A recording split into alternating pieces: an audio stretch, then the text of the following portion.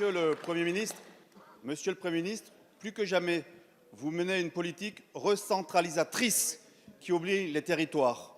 On l'a constaté avec votre passage en force sur les 80 km/h, au mépris des habitants des territoires ruraux.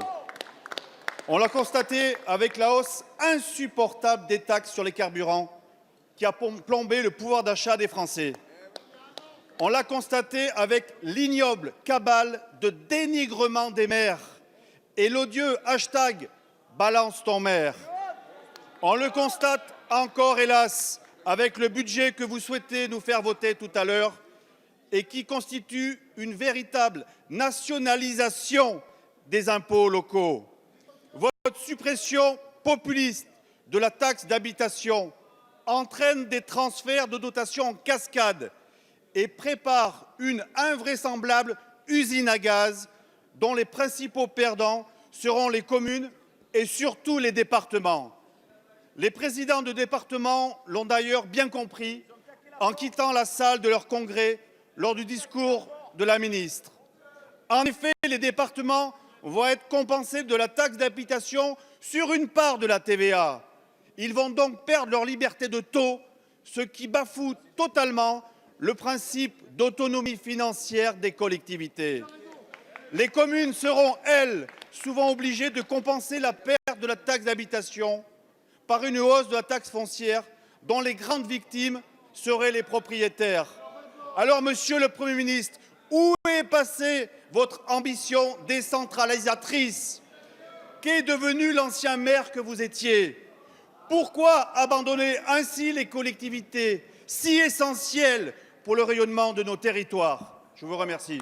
Merci, monsieur le député. La parole est à madame Jacqueline Gourault, ministre de la Cohésion des territoires et des relations avec les collectivités territoriales.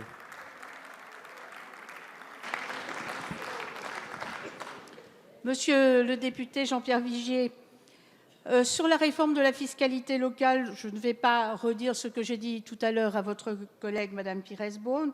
Je vous signale tout de même que pour le département de la Haute-Loire, c'est 577 € de gain par foyer fiscal. Deuxièmement,